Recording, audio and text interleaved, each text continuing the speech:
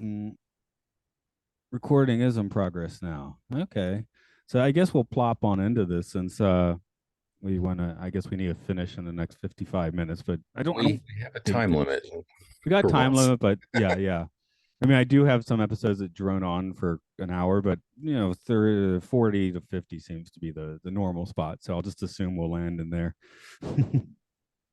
So yeah, with that in mind, I guess I'll just plop on into the whole thing. So before I do that though, let me put the prologue up. I had to edit that out last time. Yeah, I just sent you the Marks and Along the Astrologer, so I don't know if that was of interest or not, but it is a properly bizarre movie. So, Oh, thanks. I'll check it out. but yeah, the guy just went willy nilly with his music rights or something. So it's basically an unreleasable film on any sort of, well, in any way, basically, and it's kind of like the Room of the '70s in a way. So that's kind of fun.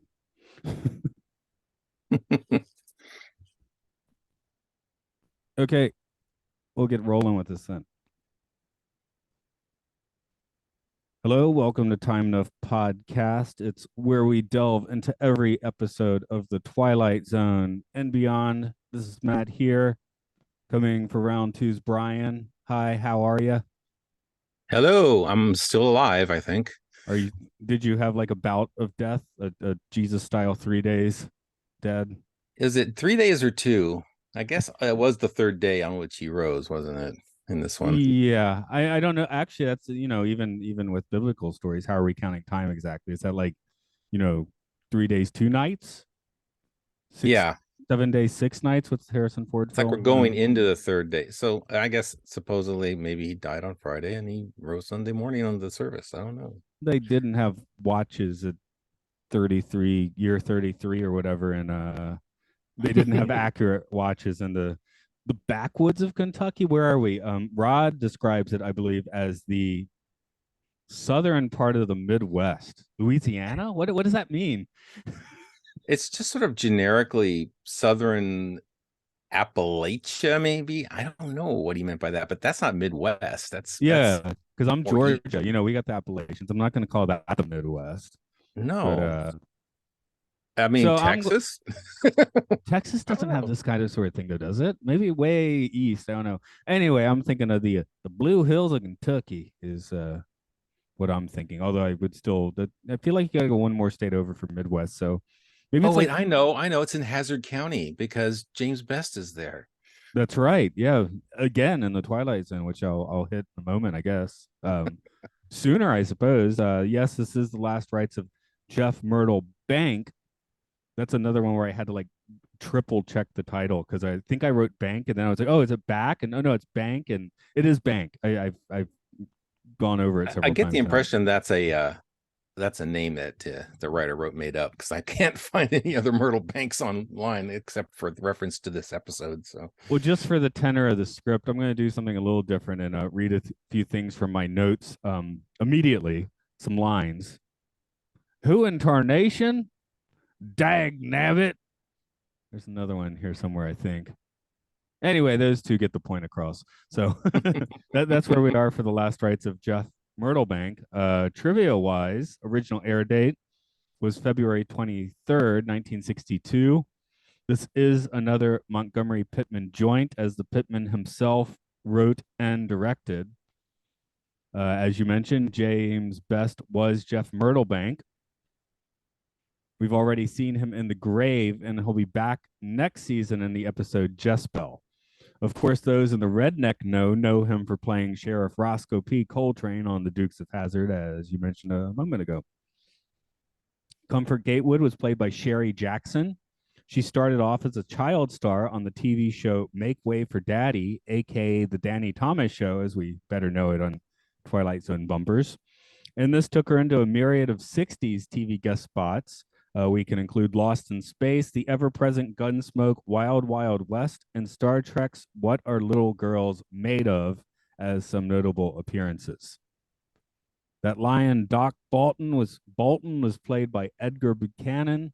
After taking on small roles in half of the westerns made in the 1950s and 60s, he transitioned into doing the same thing on television.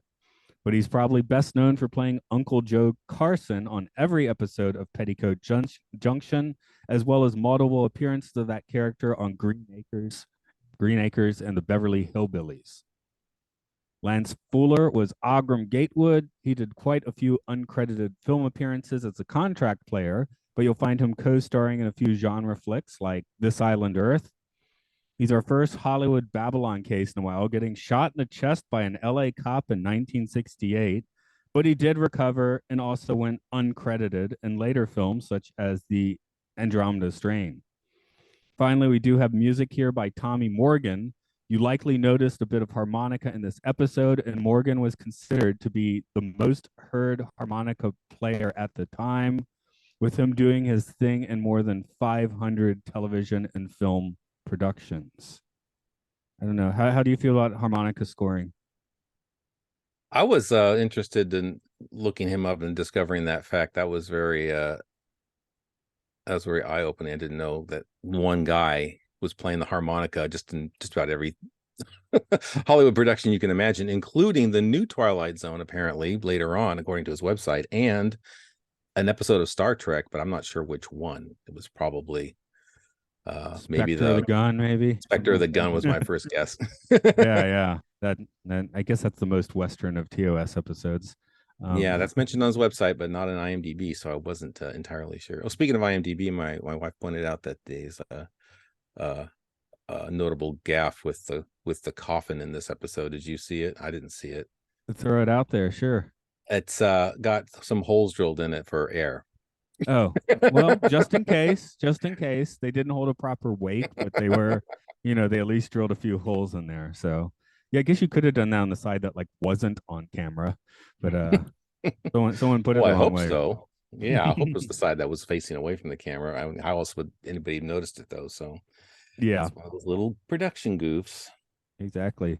There is a thing in Japan, especially like feature bits on the news. If they want things to sound quaint and homey, it'll be like bass harmonica music. So apparently, the way to make things sound like quaint and wholesome in Japan is to have bass harmonica music. A little different than the stuff for.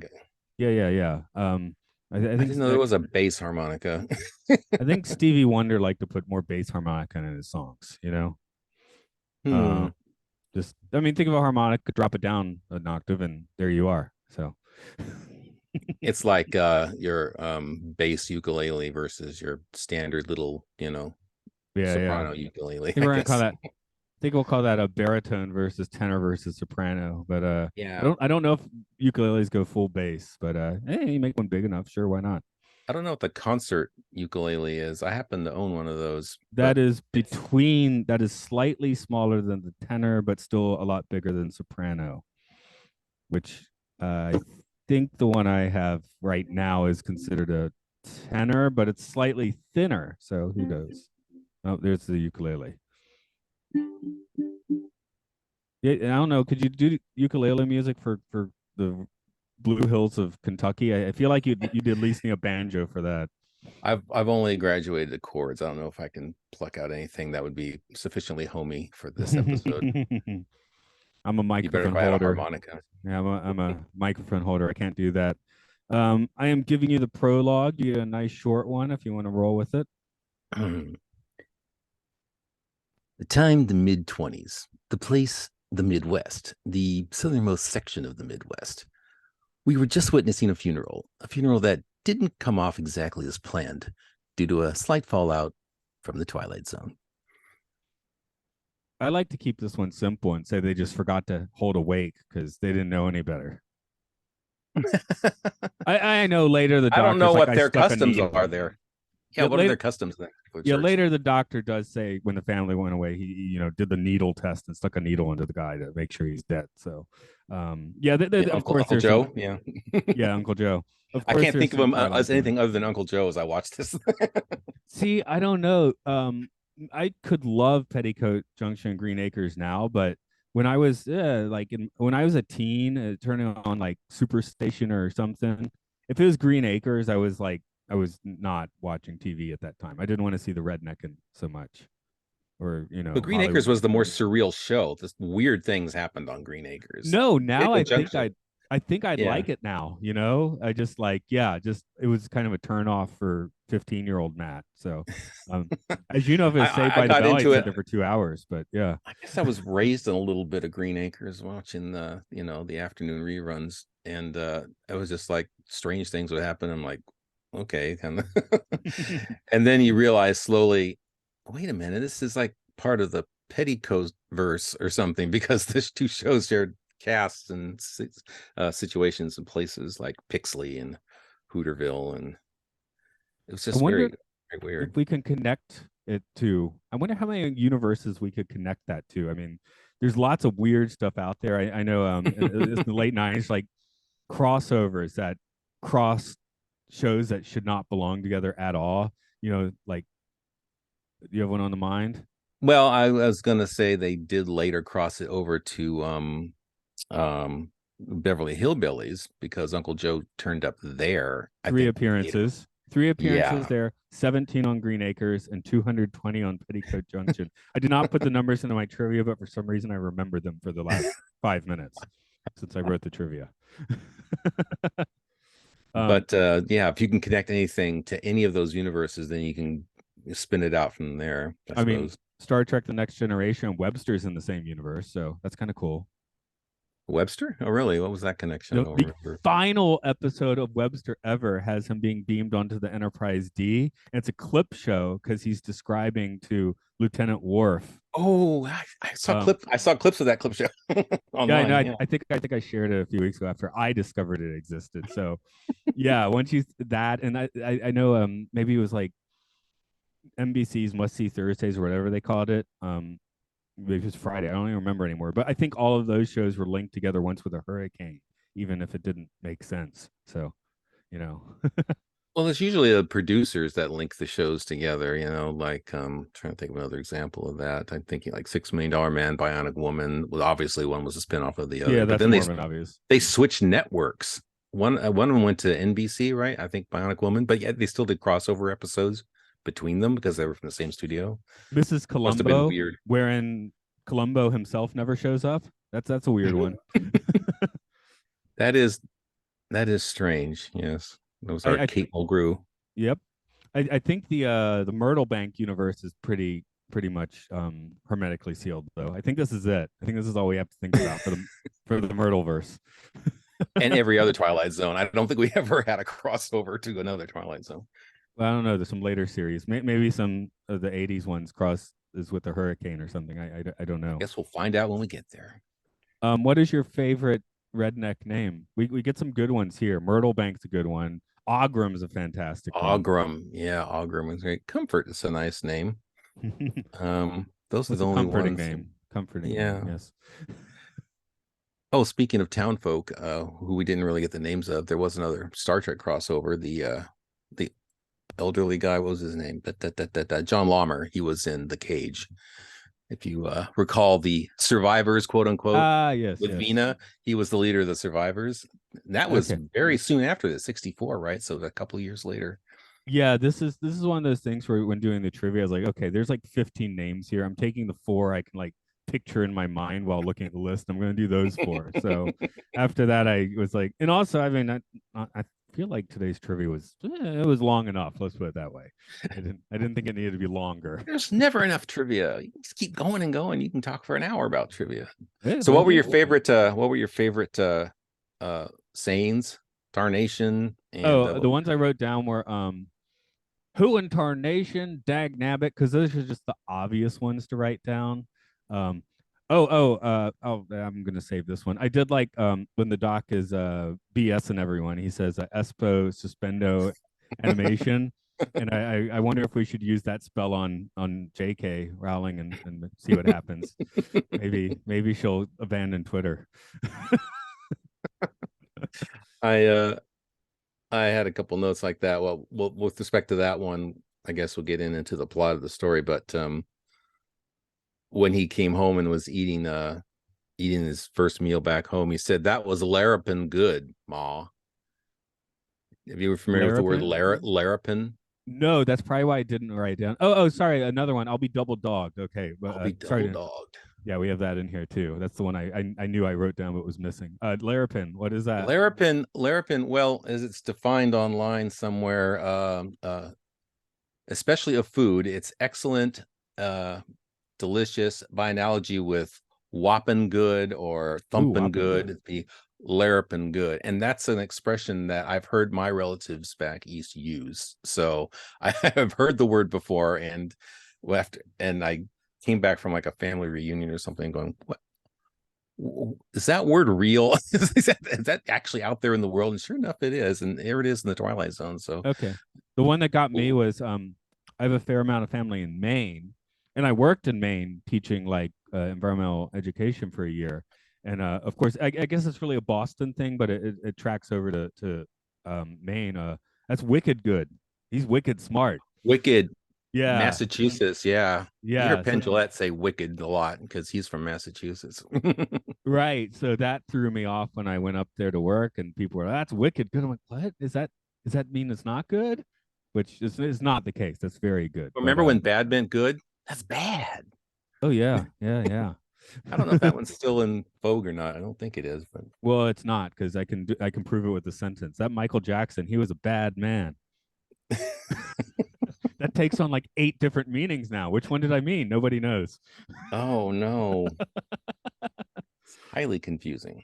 Yes, it is. So, what else do we got here? Oh yeah, it was like he has kind of the opposite of the Bruce Willis problem, as in the Sixth Sense one, not the real life one, which is rather depressing. But yeah, the Sixth Sense one, right? He it's very clear what the situation is from the get go once he pops out of a coffin. How would you react to someone just popping out of a coffin at a funeral? Oh, are you asking me how trippy that would be? Well, how would you Uh, react? I mean, I guess you're saying you'd be tripping a bit. So there we go. uh, startled, but then probably amused because I'd have to assume it was a giant prank, which kind of gets into the plot again. I think various interpretations of how we're supposed to take this episode, right? Like there's about 3 different ways you can extrapolate what happened. We're supposed to There be is. led toward one conclusion, but there it unfolds very slowly. It's like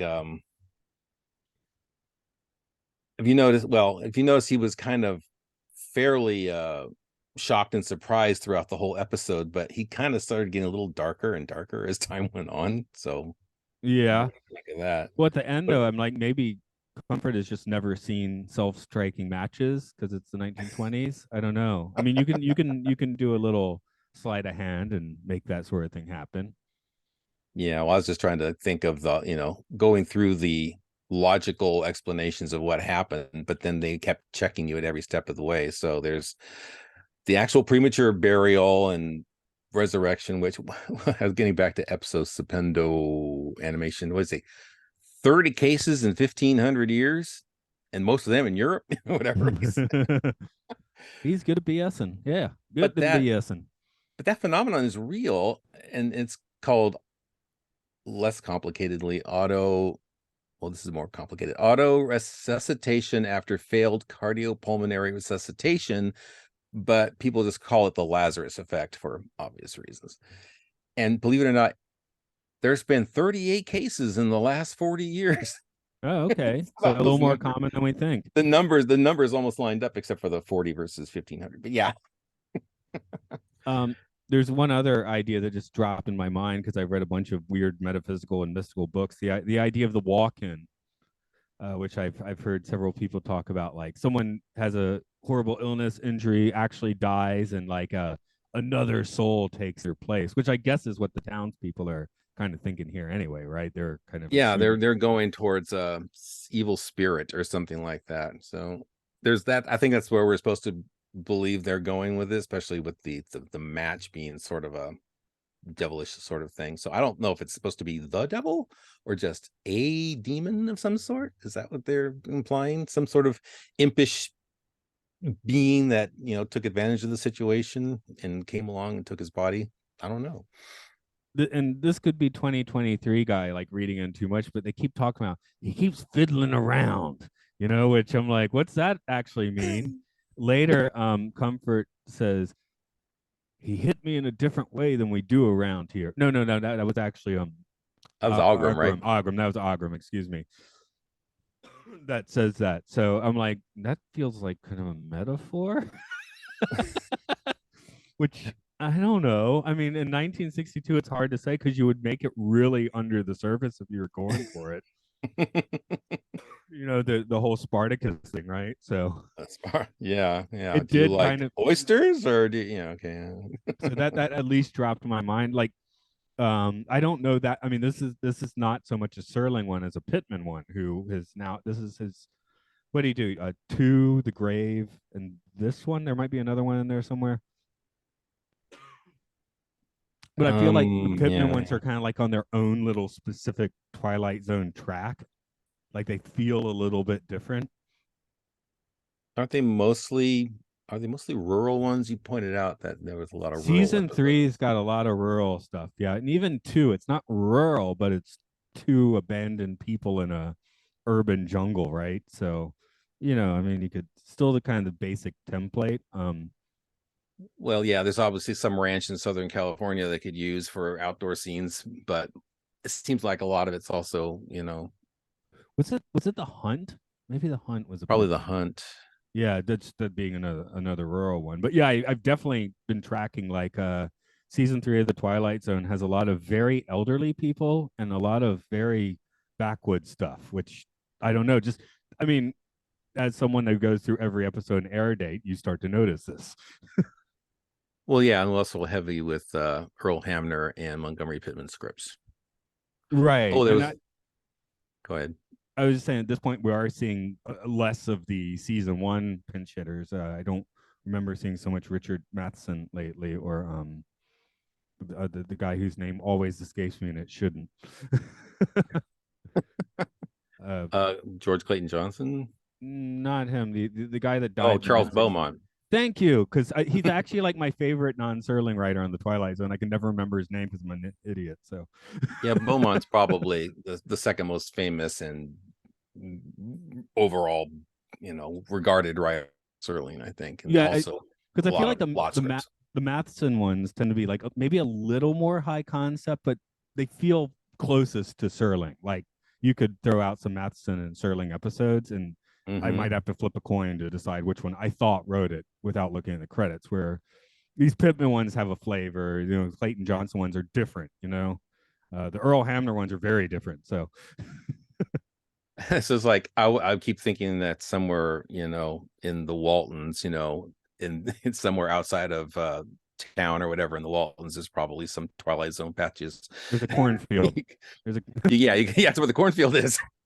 Well, he didn't write that, did he? Who wrote that? That was Serling, wasn't it? that was, but I'm just saying that we could put a cornfield there, and it's kind of a fit. Um,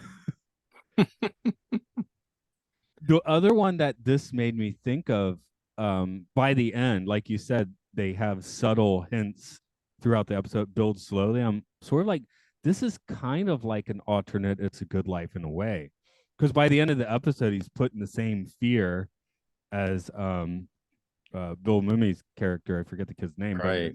yeah, it's kind of this. He's putting the same fear into these townspeople. Being a grown ass man, he doesn't have to make an example because a 6-year-old doing that would have to prove himself, right? Whereas this guy can pretty much what does he say? If you leave me alone, everything will probably be fine. But if you bother me, you might be playing with fire, right? Exactly. So So there's like the three theories of this episode that I had, possession by some spirit, which is kind of what we're being led toward. There was the notion that it was a natural phenomenon and he just came back for some rare but explicable reason. But the other one I thought of was like, is this a giant hoax? Did he just collaborate with the doctor to make it seem like he was dead so he could pull this giant hoax on the townspeople and maybe get even with some folks like Ogram in the process? But then why would he fool Comfort at the very end of the episode unless she was like very reticent about marrying him and he just used this as some sort of leverage to she said herself get her she's to a fickle commit? woman. Yeah. Yeah, she said herself, I'm a fickle woman. It's like, Really, girl? Okay. That's a turn off for me, at least. But Well, actually, maybe that was the reason he did it, is to get her to commit to that. So maybe you can spin it that way. I mean, that's another way you can spin the story. But then the little match, self-lighting match at the end would have been just icing on the cake or something. I don't know. I don't know why he'd feel compelled to you can deceive her learn any some party further. trips. You might just be someone who likes to play mind games. I like to play mind games. Um, Well, yeah, it's a trick. It's a stage trick because they actually did it in the episode. So it's something you can do. I do find it interesting you mentioned the hoax thing. One, it didn't occur to me that he's in it with the doctor and it's a hoax, but I like the idea. And that was the idea I also didn't think of when we were talking about the grave being the other Pittman, that another Pittman, that the sister in that one was actually, trolling the Lee Marvin. So Mm-hmm. which didn't really occur to me watching it. I'm like, well, hey, I wonder if that is like kind of a subtext of these Pittman episodes. Like the weird hoax angle seems to fit with now at least two of them. Oh, and even with the hunt, and I apologize if I'm getting that wrong as being one of his, but we were like, well, could he have actually trusted that second guy? There does seem to be like this unexpressed twist in his episodes, which other people are bringing up to me. I'm not figuring it out myself, but Oh, you mean the second guy down the road being the Burley Gates instead of the first guy? no, the second guy down the road also being a road to hell. Right, that was the premise, but yeah, there's two roads. How many roads must a man walk down, Matt? How many roads? We'll just stay in one place. I think that's what we settled on the podcast. Just if again, getting back to Kate Mulgrew and Voyager, hey, if you find yourself dead, maybe just wait for a little while and see what happens. Don't just jump into the light, you know.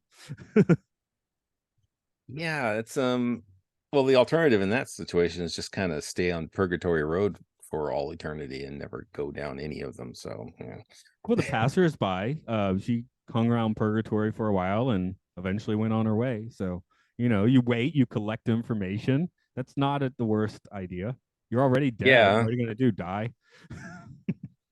I guess that was the location where all the uncertain souls stopped at that house of hers so they can sort out their situation for real before continuing down the road. Um, But if Abraham Lincoln comes up to you and says you're dead, I think you're dead. yeah, you gotta trust Lincoln. Maybe I don't know. I never knew the man. What would your hillbilly name be? I wrote mine would be Jethro Bodegard. Basically, because when I was before I was born, my cousins, since my parents had moved to Georgia, suggested that's the name that they should go with, which they did not use. But Well, if I are ever did those have to be a hillbilly, there it is. are all those names just their shortened diminutive forms of their actual birth certificate names? Like Billy Bob is really William Robert, and Jimmy Joe is really, James Joseph and so on. Is that how that What works? Or is it actually what written on their birth certificates that way? I think sometimes it is birth certificates because you hear about like if you're reading a book about some famous people and they have a slightly off name, it's like no, this actually is their name. One of my favorites is if you ever look at Harry S. Truman, the S does not have a period because his middle name actually is S. It did not stand for anything. I had a neighbor like that. We already called him by his last name, which was Murphy, or we just called him Murph, but he did not have a name. He had two initials, Murphy. So yeah, birth certificates sometimes are weirder than you think. So I someone's birth certificate must say Billy Bob on it somewhere. I don't know. I could be Brian Bob, I suppose. Bra Bob. Bry Bob. Gotta get the first part a little shorter. Yeah. I'd go with Well, I that. don't know if there's a official diminutive for Brian. I mean, it's a pretty short name to begin with, but Bry sometimes gets thrown around, I suppose, in some places. But Bry Bob.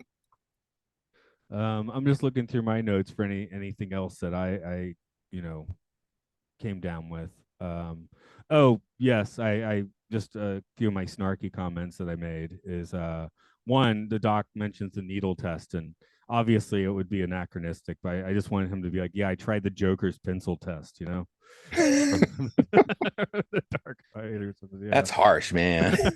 Hey, he's already dead. It's nicer in the Joker.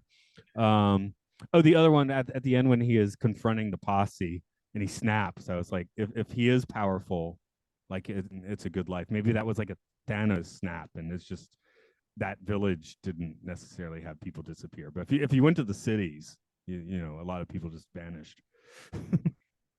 Why would people vanish? I'm trying to understand. This Thanos snap from Marvel. He snaps the Infinity Gauntlet, and half the universe's population disappears. Okay, I got that. Okay, How does that relate to this episode, though? I didn't understand. that's his coup de grace with the posse when he's trying to freak them out. He's like, I could just snap my fingers. I was like, oh, yeah, actually Thanos snapped. There was my observation. Yeah, they all jumped too. Right, yeah. Right. It's just the 50% did not include those people. But if you went to New York City, you'd find a lot of people that just vanished. So through this episode, we have this journey. He gets more and more sinister. First, not in an outward way, but like the flowers wilting. That was very strange. That was the creepiest part, I think. Yeah, that was probably the weirdest thing. But then he starts getting more and more belligerent. You know, I mean, obviously he beats up the brother, and then he threatens the town people. But that could all have been, again, kind of like maybe the experience, if it were a natural experience, just changed him, as it probably would anybody. You know, like you're given a second lease on life, you become more emboldened, or confident. Yeah, you're emboldened to do things you wouldn't normally have done. So, but you keep getting thrown these, you know, these curveballs with the flowers and then the match, and he's like, okay. That's where I do find this one interesting. Of these Pittman episodes, I think I probably like the Grave the best, but this one does make you think a little more than the Grave, and it's certainly within you know arm's reach of that one. Those two both seem to work pretty good for this guy. Again, it's almost like talking about a little sub series of the Twilight Zone when you look at these episodes. Yeah, and again with the notion that he's possessed, it's like, well, was he fully possessed from the first moment, or is this something that's just kind of slowly taking over? Like that was kind of the point I wanted to make, was that he becomes more and more demonic, for lack of a better word, even though he's never super demonic, but he becomes more and more creepy. The creepiness factor continues to rise, like something is taking him over. You know? The overreaction factor is also rising, though. Let's take Agram. He's like, he broke my jaw, and a minute later, let's go chase my. Okay, wait. If he broke your jaw, you're not going to be talking this coherently. Which they pointed out to him, because he's just being a wimp at that point, because exactly. He's never been beaten up before, so he doesn't know what it's like. Yeah, so I think to a certain point, their own fears are also making Jeff look more demonic from their perception. It might not even be so much Jeff, you know? They're just like projecting their fears onto him and making him and yeah, how much of that is screen, movie television making, just the atmosphere we're being given, or is this guy just kind of like, he could be more like, like Mr. Magoo, Mr. Bean, one of the guys that think everything just bounces off of, although he definitely stands his ground at the end. Okay, so that's something that Magoo or Bean would not do, but they wouldn't have to. Yeah, well, whether he came back from the dead naturally or supernaturally, he does get more, as you said, emboldened. He's found like some inner strength, but yeah, he does have enough of wit about him to give them that speech, like, if I'm just me, then you have nothing to worry about, but if I'm not, Well, and keep in mind that after 2 weeks, the first signs that something's not right is he's nicer and more personal to people. He works harder. It's like the first signs are all like technically good things. Like he's not. Why is so he suddenly lazy. so industrious? Why is he sitting here reading catalogs like his dad? Another piece of trivia. I think there was a M. Pittman mailbox out there on the road where his sister went to go wait for the mailman. Yeah, for sure. Yeah. Did you You'd see do that? that. I didn't specifically notice that, but I'm like, yeah, of course, why not? You would do that. Um, Yeah, yeah. My wife pointed that one out to me too. Didn't catch it. yeah, I watched this by myself. Do you want to throw out any other big observations you had on this episode? Um, Only that I did sort of a, dive down the rabbit hole looking into these cases of people coming back, and some of them are just really, really bizarre. They don't always have a happy ending. Sometimes they discover they're alive, but then they pass away anyway very shortly thereafter. Sometimes, and then we didn't get to this point, people who are buried alive, and there's a really weird case that what was it? No, two of them. Twice in 2014, there are two cases of women in Greece who were buried alive. And in both cases, people heard the woman screaming from underground. That was like, oh, really, really creepy. Well, yeah, they used to have bells for that reason, right? So Yeah, I was trying to look up that thing. Sometimes they had bells, sometimes they had in crypts like little windows so they can look in, make sure they're still there, and they're still not moving. But I think the bells, they had to like tie it onto the body, so if they started wiggling around, they would ring the bell up on the surface of the grave. I couldn't find much about it. I've heard that before, but I've never seen an example of it. this one's interesting Um, just because it's coming back. I mean, now I guess it's more you tend to come across more like the near death experience, right? Where people are explaining those, where they don't end up in a coffin with air holes like this one. So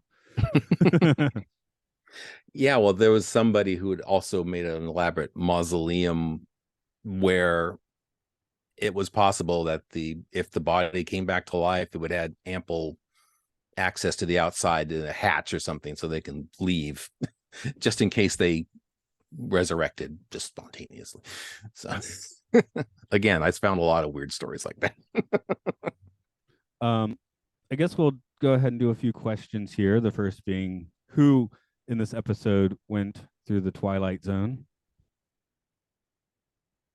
Oh, This one's a little more I guess you'd ambiguous than some. say Jeff definitely, went beyond the veil and returned. At least that's how it's spelled out to us. So there's that. And That whether said, if he is a spirit, as the town suspects, and as we are left to maybe slightly suspect by the end of the episode, then the Jeff we've seen the entire episode would be from the Twilight Zone, and the townspeople would be going through the Twilight Zone in that case.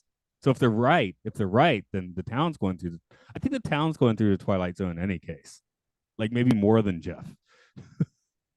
well, that's the thing. Jeff has all of his knowledge and memories of who he is when he comes back. So that's why I was thinking, well, maybe this is him at first, but then this influence that brought him back is slowly, kind of taking over. It's like, oh, okay, I got the ropes now. I know who everybody is.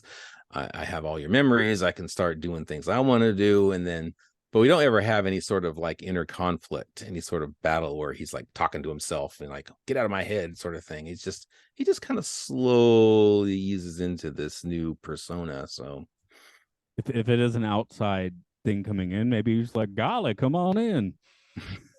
I don't know. So yeah, but yeah, we don't get any scene in his head, in like some sort of limbo set where he would be talking to someone saying, well, if you let me on back in there with you, I'll bring you with me.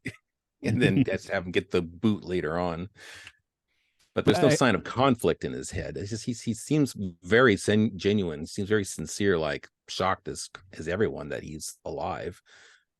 right. So He I has guess no as a memory of it dying as a either. human experience that we can associate with, we would associate more with the possibly with the townspeople Twilight Zone experience in this dealing with this kind of situation. I mean, going back to Trek again, the second pilot, where no man has gone before. That's kind of this vibe. Once um Lieutenant Gary gets blasted by whatever, Is that the real? Is that the guy in there? Is that an outside source? It's hard to tell. Which that episode never quite rectifies either. I think. Yeah, it's like, well, I think we're supposed to be led to believe that, absolute power corrupts absolutely. So as his powers grow, he just becomes more and more malevolent, but maybe So that's here kind of, it's just the lesser word of emboldened, I guess, or yeah. not. Who knows? Give it another month, see what happens. He's Maybe his in cahoots with the eyes. doctor, man. I'm telling you, it's all just a hoax. That was the doctor's prescription for upping his status in this town, or well, at least his power in this town. Maybe not his status. Um, Well, I get. let's look at his body and see if he has a stab mark where the doctor poked him with the pin. Yeah, yeah, Then or a we'll know if pencil he mark. actually poked him with the pin. Then we'll know Yeah. if he was telling the truth. It might have healed though. It's been 2 weeks at least, probably three by the time we get to the end of Darn this. it. Yeah, he heals quickly. I think it would leave. Yeah, you use a thin pin. Hey, it's like acupuncture. That didn't leave a scar. It sounded like he jabbed him really hard. I guess I'll start the second question. Does he deserve his trip into the Twilight Zone by putting it on Jeff? Even though I guess the answer to my first question is more of the town, but we'll put it on Jeff. Does he deserve this weird resurrection, having died too young from an illness, getting a second chance? Well, again, if he's being possessed by some other force, then I would say he didn't deserve it. I don't think he was, at his funeral, they're saying, he may have been out, what do you say? May have been out drinking, but he wasn't out doing anything else or whatever on Saturday night. He wasn't like a really bad person. Oh no, Who no, he deserved. didn't. He didn't go to the church, but he was not out with the bootleggers on it. Bootleggers, but I can't say the word bootleggers. He was not out with the bootleggers Bootlegger. on Saturday Okay, night. so he did not go out with the. That's right. That's right. Okay, so Or they just was didn't that a see him. clue? Does that mean he's like an ungodly person? He didn't go to church enough, and so Right. the demonic force found him a good vessel to inhabit because he didn't have God behind him or something. That might be, no, maybe that's his punishment. He didn't go to church enough, therefore you get possessed by a demon. Sorry, that's just He's the way it probably goes. still not going to church. I'm thinking he's going to stay away from the people somewhat in the future, unless he's just going to go straight. It's a good life, in which case he can do what he wants. But Well, something they didn't try doing is just throwing some holy water on and see what happens. oh yeah, there's a vampire suggestion. So okay, He did have the vampire line.